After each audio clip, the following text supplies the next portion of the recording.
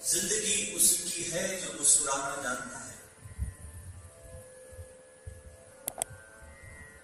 जिंदगी उसी की है जो मुस्कुराना जानता है, और रोशनी भी उसी की है जो शमा को जलाना जानता है। मंदिर मस्जिद गुरुद्वारे तो चारों तरफ है, मंदिर मस्जिद गुरुद्वारे तो हर तरफ है, लेकिन ईश्वर उसी का है जो सर को झुकाना जानता है। ईश्वर उसी का है जो सर को झुकाना जानता है। झुकना एक बहुत बड़ी कला है, बहुत बड़ी। जो व्यक्ति झुक जाता है वो इस परमात्मा की दौलत से भर दिया जाता है। नानक ने भी कहा है, नानक नन्हे राखिए जैसे नन्ही दूब, झाड़ वाड़ तो सब कट जाएंगे, बची रहेगी। जो बड़े बड़े तूफान आंधी आते हैं, उन आंधी तूफानों में बड़े बड़े अकड़े हुए पेड़ तो टूट के गिर जाते हैं, लेकिन नन्ही नन्ही घास की जो दूब होती है वो बच सकती है। क्योंकि जब आंधी तूफान आते हैं तो दूब सूख जाती है और आंधी उससे गुजर जाती है।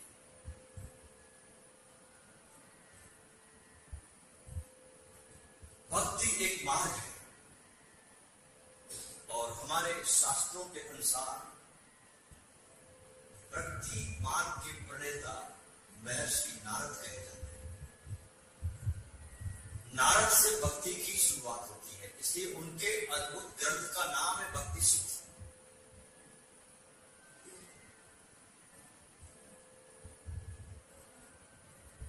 आगे चलकर इसमें और विकास हुआ।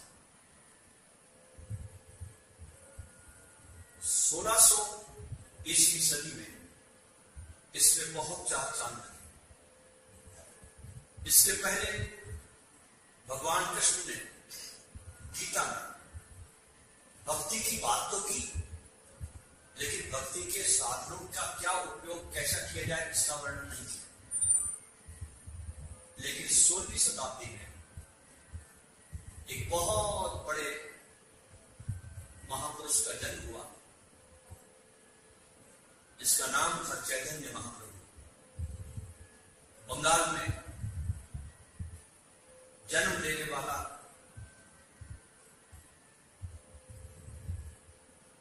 यह बालक, जिसे बचपन में सभी लोग निमाई के नाम से जानते थे, और आगे चलकर ये चैतन्य महाप्रभु के रूप में कृष्ण को फिर से जीवित करने का श्रेय उन्हें प्राप्त होता है। वृंदावन को फिर से बसाने का श्रेय इस व्यक्ति को प्राप्त होता है। छोटी सी अवस्था में ही इनके कुछ लक्षण प्रकट होने शुरू हो गए थे। एक बार का जिक्र है कि बहुत छोटे थे तो परिवार के लोगों ने क्या देखा कि बहुत भयंकर काला नाग उनके चारों तरफ शरीर के कुंडली मार के बैठा है, और वो निमाई उस सांप पर धीरे धीरे अपने प्रेम से हाथ डाला। तो लगा लोगों को कि शायद ये कोई महान आत्मा है, और आगे चल के लोगों ने इसे कृष्ण के अवतार के रूप में मान्यता दी। अपने जमाने में बहुत पढ़े लिखे थे, स्कॉलर थे, और प्रेम इनका स्वभाव था। भक्ति और कीर्तन को पूरे संसार में पहुंचाने का श्रेय इनको जाता है। सबसे पहले शुरुआत कीर्तन की, भक्ति मार्ग की चैतन्य महाप्रभु ने शुरू की। बहुत बड़े स्कॉलर, बड़े ज्ञानी, बड़े पढ़े लिखे, लेकिन प्रेम से लबालब अपनी स्वयं की स्कूल खोली, बच्चों को पढ़ाना शुरू किया, और कृष्ण की लीलाओं का वर्णन करते करते चैतन्य महाप्रभु उस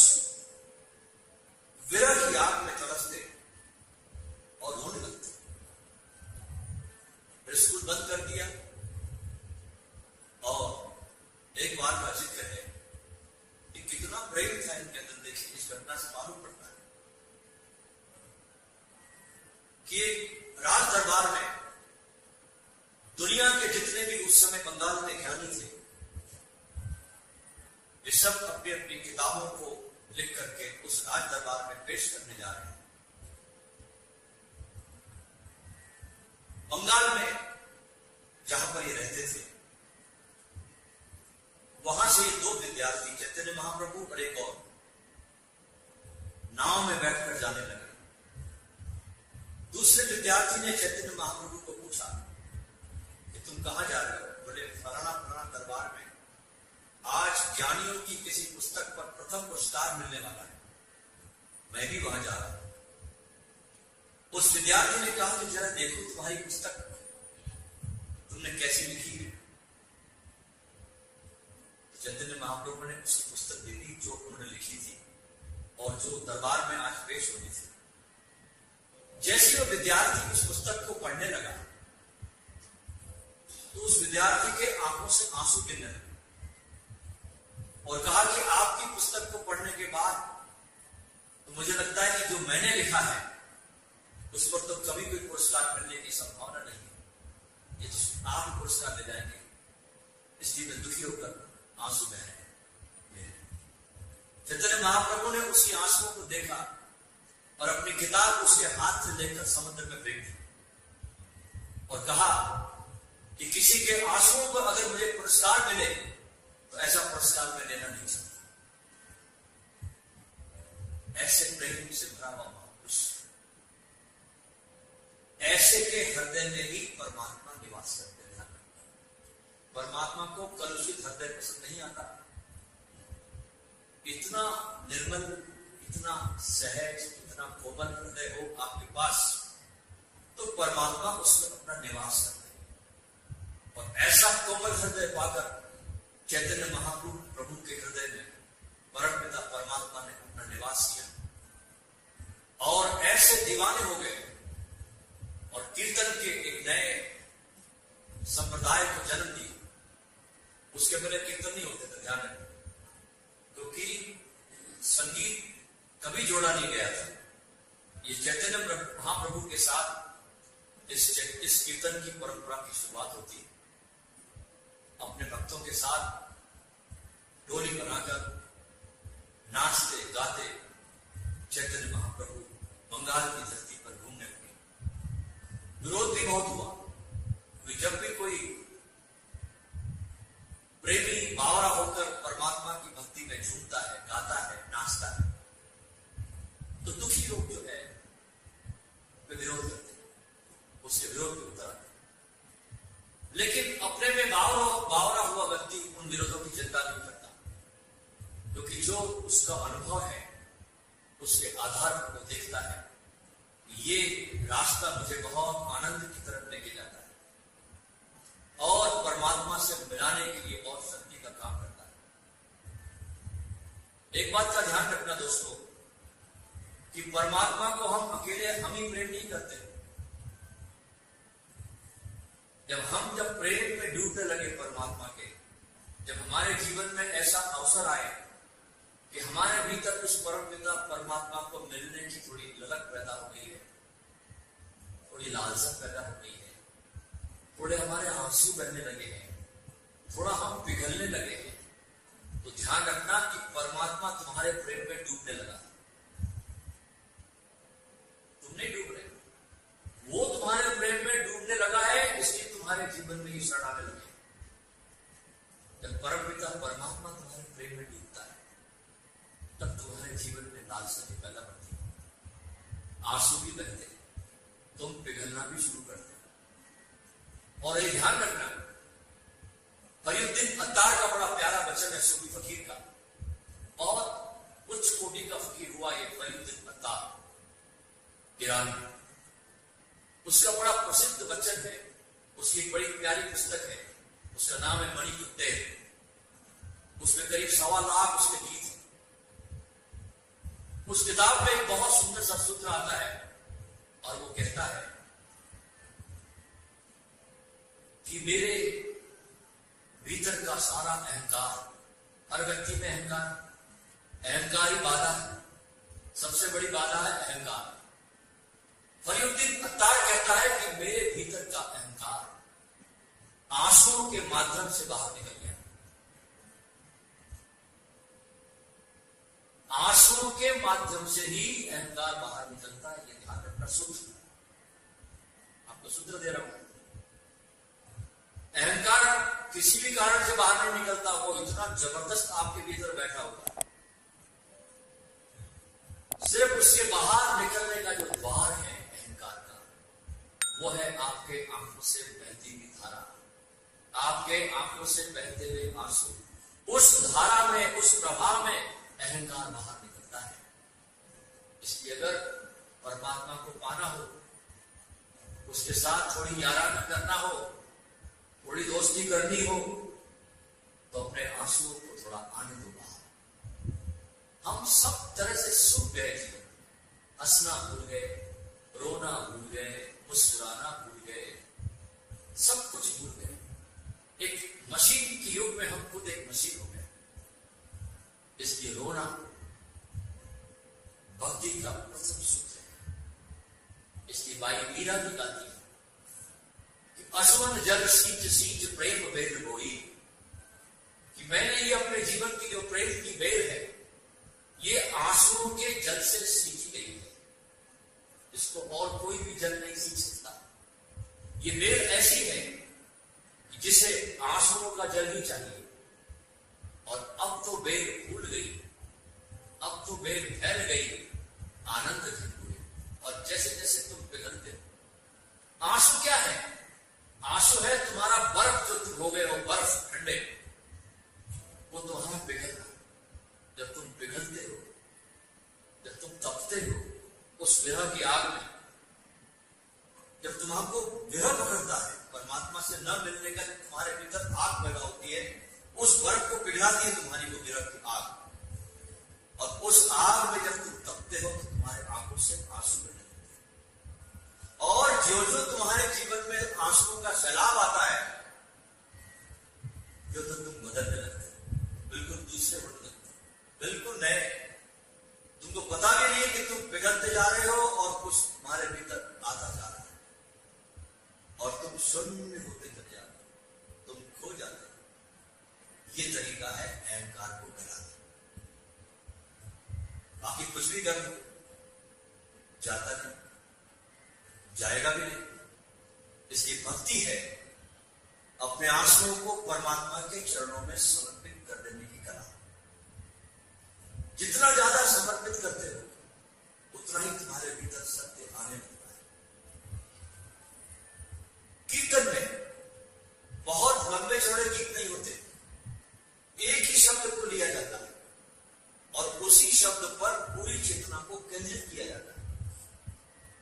आज देखिए कितनी बड़ी बात है कि चैतन्य महाप्रभु से पैदा हुआ ये धर्म, इसी के संप्रदाय में ये पैदा हुआ प्रभुपाद, जिसने इस्कॉन को जन्म दिया, इन्हीं के संप्रदाय चैतन्य महाप्रभु। और अगर भीतर काम करने का संकल्प हो, शक्ति हो, तो छोटा छोटा संकल्प भी बहुत परिणाम लाता है। दुष्यंत कुमार का एक बड़ा प्यारा शेर है कि आसमान में भी छेद हो सकता है, कोई पत्थर तो तबीयत से उछालो यार, कोई पत्थर तो तबीयत से उछालो। तुम्हारा एक संकल्प छोटा सा भी बहुत काम करता है। इस्कॉन के निर्माता, जिन्होंने इस्कॉन को जन्म दिया है, कृष्ण मंदिरों को, उसके जो संस्थापक थे आचार्य प्रभुपाद, ये बंगाल में बहुत बड़े संत थे और बहुत गरीब भी थे। इनके पास कुछ नहीं था, बस एक मजीरा था।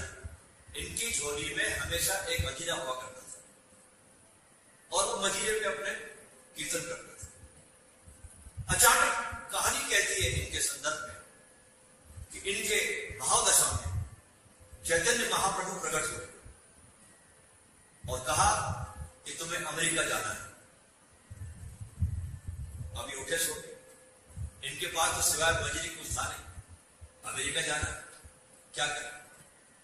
तो अपने 10-5 चैतन्य महाप्रभु के जो भक्त थे बंगाल में, कलकत्ता में, उनसे उन्होंने बात की, ऐसा ऐसा हुआ, ऐसा ऐसा बहादुर समय आए और कहा कि अमेरिका जाना है। तो कुछ भक्तों ने मिलकर उनको पानी के जहाज का एक तरफ का किराया दिया। हवाई जहाज करें, पानी के जहाज पहुंचने में करीब करीब 2-2.5 महीने लग गए उनको। अब अमेरिका की धरती पे यह आदमी उतरा। देखना कितनी सुंदर कहानी है। ये आदमी पानी के जहाज से चलता हुआ 2-2.5 महीने के बाद अमेरिका के धरती पर उतरा। अब इस धरती पे उतरने के बाद इस आदमी के पास किसके पास जाना इसका कोई पता नहीं, कोई एड्रेस के पास नहीं, कोई रेफरेंस आदमी के पास नहीं, कहां जाएगा, कहां ठहरेगा, क्या करेगा, कूद इसमें यानी अज्ञात में कूद गया। और ध्यान रखना दोस्तों, जिंदगी में जब भी तुम्हारा विकास होगा तो अज्ञात की छलांग में होता है, ध्यान रखना। और जितना मुर्दापन आता है तुम्हारे जीवन में उतना तुम्हारे सुरक्षित जीवन जीने में आ जाता है। तुम जितना सुरक्षित जीवन की कामना से करते हो उतने तुम मुर्दे होते चले जाते हो। और जितना तुम अज्ञात की छलांग लेते हो, असुरक्षा में तुम्हारा जीने का जब संकल्प पूरा होता है और तुम जब छलांग लेते हो असुरक्षा में, तुम्हारे विकास को कई बार मिल जाते हैं। इस आदमी ने हिम्मत की अज्ञात में छलांग, इसलिए ओशो भी अपने प्रवचनों में ये बात बार बार कहते हैं, असुरक्षा में जियो, ये सूत्र है ओशो के।